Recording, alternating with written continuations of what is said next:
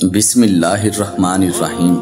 حضرت ہود علیہ السلام نے قوم عاد کو قیامت کے دن دوبارہ زندہ ہو کر بارگاہ الہی میں پیش ہونے کا بھی بتایا، جس پر کافر سرداروں نے ورگلانے کے لیے اپنے لوگوں کو ایک عقلی دلیل دیتے ہوئے کہا کہ کیا سیدنا ہود علیہ السلام تم سے یہ کہتے ہیں کہ مرنے کے بعد جب تمہارا گوشت پوست سب مٹی میں مل جائے گا اور صرف ہڈیاں باقی رہ جائیں گی تو اس کے بعد تمہیں پھر سے زندہ کر کے قبروں سے نکالا جائے گا؟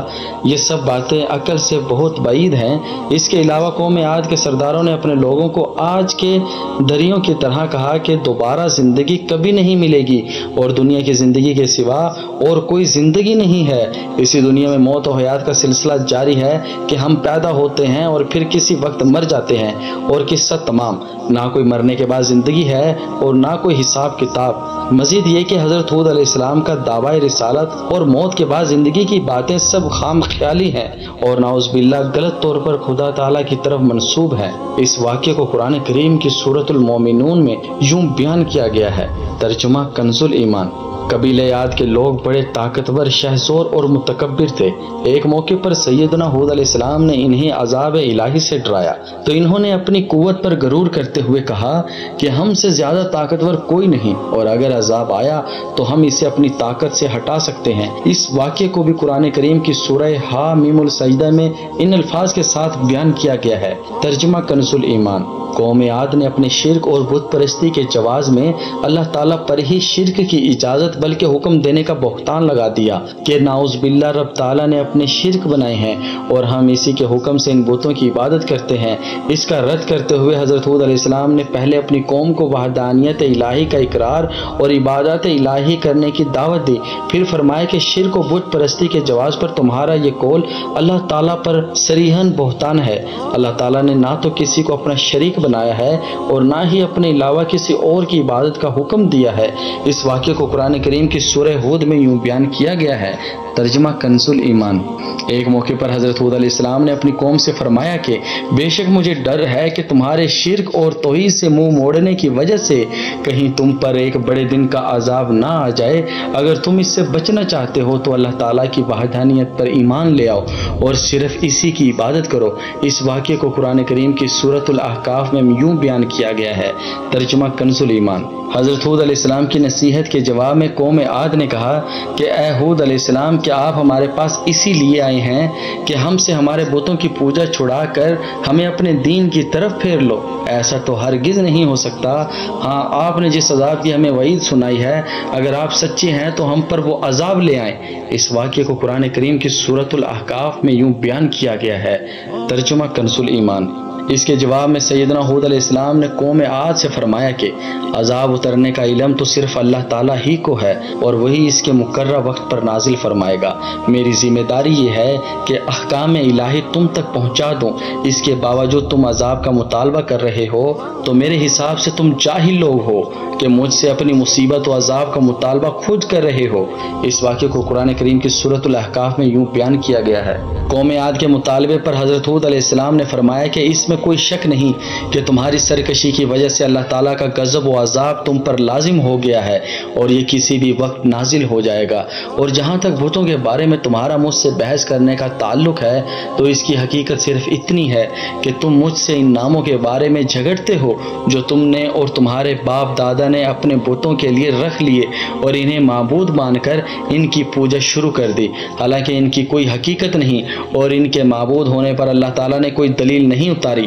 لہٰذا اگر تم نہیں مانتے تو عذاب الہی کا انتظار کرو اور میں بھی منتظر ہوں کہ کب تم پر عذاب نازل ہوتا ہے۔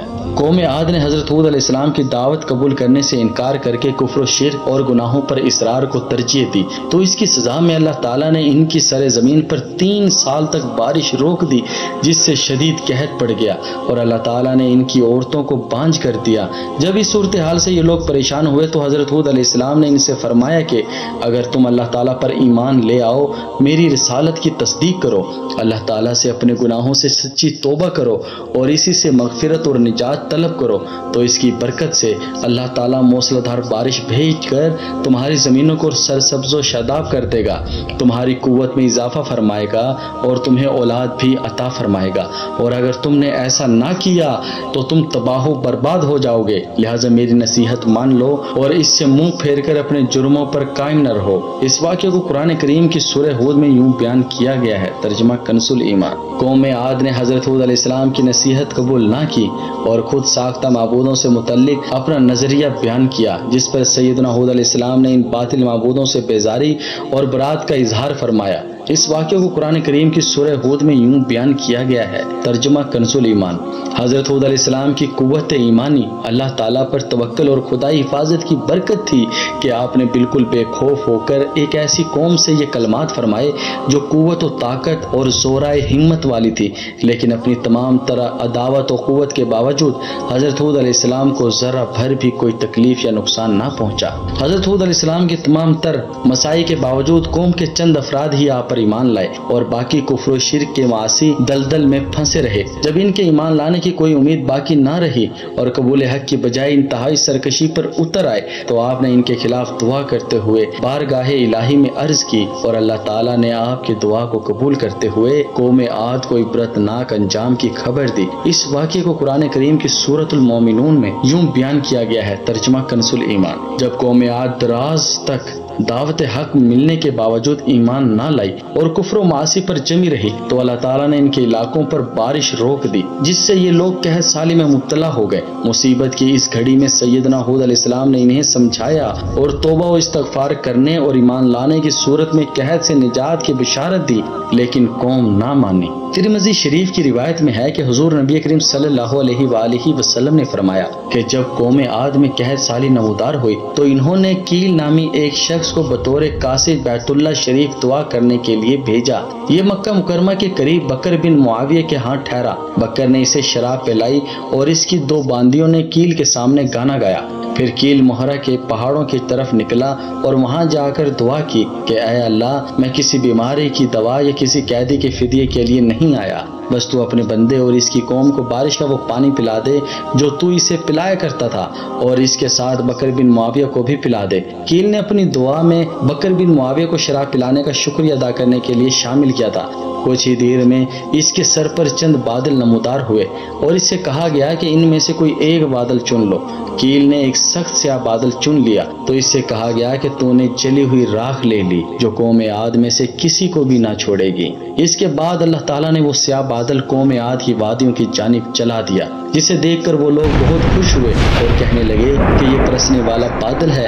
حضرت ہود علیہ السلام نے ان سے فرمایا کہ یہ برسنے والا بادل نہیں بلکہ یہ تو وہ عذاب ہے جس کی تم جلدی مچا رہے تھے۔ سن لو، اس بادل میں دردناک عذاب پر مشتمل آندھی ہے۔ اس واقعے کو قرآن کریم کی سورۃ الاحقاف میں یوں بیان کیا گیا، ترجمہ کنز الایمان۔ قوم عاد نے سیدنا ہود علیہ السلام کی تنبیہ کو اہمیت نہ دی اور اپنی توجہ باطل کی طرف رکھی اور اس خوش فہمی میں رہے کہ یہ انہیں سیراب کرے گا، جبکہ حضرت ہود علیہ السلام اہل ایمان کو ساتھ لے کر کفار سے کچھ دور چلے گئے۔ جب بادل قوم عاد کے قریب آئے تو انہوں نے ایک ہولناک آواز سنی، پھر تندو تیز نہایت سرد خشک خیر و برکت سے خالی اور سخت سناٹے دار آندھی چل پڑی، جس کی شدت کا یہ حال تھا کہ لوگوں کو زمین سے یوں پھیر دیتی کہ گویا وہ اکھڑی ہوئی کھجوروں کے سوکھے تنے ہوں، پھر انہیں سر کے بل زمین پر اس طرح دے مارتی کہ سر پاش پاش ہو جاتے۔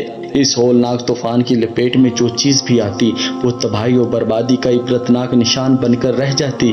یہ آندھی 7 راتیں اور 8 دن لگاتار چلتی رہی اور جب ختم ہوئی تو قوم عاد کے خالی مکان ہی نظر آ رہے تھے، جبکہ تمام کفار نیست و نابود ہو کر فنا کے گھاٹ اتر چکے تھے۔ اس ہولناک عذاب کا حال قرآن کریم میں یوں بیان کیا گیا، ترجمہ کنز الایمان۔ اللہ تعالیٰ نے حضرت ہود علیہ السلام اور اہل ایمان کو اپنی رحمت سے اس ہولناک عذاب سے محفوظ رکھا، اور جیسے اللہ تعالیٰ نے مسلمانوں کو دنیا کے عذاب سے بچایا، ایسے ہی اپنی رحمت کے صدقے آخرت کے سخت عذاب سے بھی محفوظ رکھے گا انشاءاللہ۔ اس حوالے سے سورہ اعراف میں ارشاد باری تعالیٰ ہے، ترجمہ کنز الایمان۔ قوم عاد کا ہولناک انجام اپنے اندر نصیحت و عبرت کے بے شمار درس لیے ہوئے ہے، کہ جب اس قوم کی اکثریت رب تعالیٰ کی نافرمانی پر تل گئی اور کسی بھی قسم کی وعظ و تذکیر قبول کرنے سے انکار کر دیا، بلکہ سمجھانے والوں کا مذاق اڑانے اور خدائی احکام کے جھٹلانے کو اپنا وتیرہ بنایا، تو عذاب الہی کا ایسا کوڑا برسا کہ جس نے ان کا نام و نشان مٹا کر رکھ دیا۔ اللہ تعالیٰ نے اس واقعے کو اور اس سے عبرت حاصل کرنے کو قرآن کریم میں کئی جگہ پر صراحت سے بیان فرمایا۔ سورہ ہود میں ارشاد باری تعالیٰ ہے کہ ترجمہ کنز الایمان، قوم عاد کی ہلاکت کے بعد حضرت ہود علیہ السلام اہل ایمان کے ساتھ مکہ مکرمہ تشریف لے آئے اور آخر عمر مبارک تک وہیں مقیم رہے۔ ایک روایت کے مطابق دیگر انبیاء اکرام علیہ السلام کا بھی یہی طریق رہا ہے کہ جب انبیاء اکرام میں سے کسی نبی کی امت ہلاک ہو جاتی تو وہ نبی علیہ السلام اور ان کے پیروکار مکہ مکرمہ تشریف لے آتے اور باقی زندگی یہیں عبادت الہی کرتے یہاں تک کہ ان کا انتقال ہو جاتا۔ چنانچہ مکہ مکرمہ میں ہی حضرت نوح علیہ السلام، حضرت ہود علیہ السلام اور حضرت صالح علیہ السلام اور حضرت شعیب علیہ السلام کا وصال پاک ہوا اور ان کی قبریں بھی زمزم اور حجر اسود کے درمیان ہیں۔ حضرت ہود علیہ السلام حضرت نوح علیہ السلام سے تقریباً 800 سال بعد تشریف لائے اور آپ ہی کی شریعت پر تھے۔ حضرت ہود علیہ السلام کی عمر مبارک کے حوالے سے کئی اقوال ہیں کہ آپ کی عمر مبارک 400 سال، 460 سال یا 464 سال تھی۔ 464 سال والا قول زیادہ معروف ہے۔ علامہ بغوی رحمۃ اللہ علیہ نے حضرت علی المرتضیٰ کرم اللہ وجہہ الکریم سے روایت بیان کی ہے کہ حضرت ہود علیہ السلام کی قبر مبارک حضر موت میں ایک سرخ ٹیلے پر ہے، اور عبد الرحمن بن ثابت رحمۃ اللہ علیہ نے بیان کیا ہے کہ حجر اسود اور مقام ابراہیم اور زمزم کے درمیان 99 انبیاء کرام علیہ السلام کی قبریں ہیں۔ بے شک اسی جگہ حضرت ہود علیہ السلام، حضرت صالح علیہ السلام اور حضرت شعیب علیہ السلام کی قبریں ہیں۔ حضرت عبداللہ بن عباس رضی اللہ تعالیٰ عنہما سے روایت ہے کہ حضور نبی کریم صلی اللہ علیہ وآلہ وسلم نے فرمایا کہ اللہ تعالیٰ ہم پر اور عاد کے ہم قوم حضرت ہود علیہ السلام پر رحم فرمائے، آمین بجاہ نبی اللہ آمین وصلی اللہ علیہ وآلہ وسلم، واللہ تعالی اعلم۔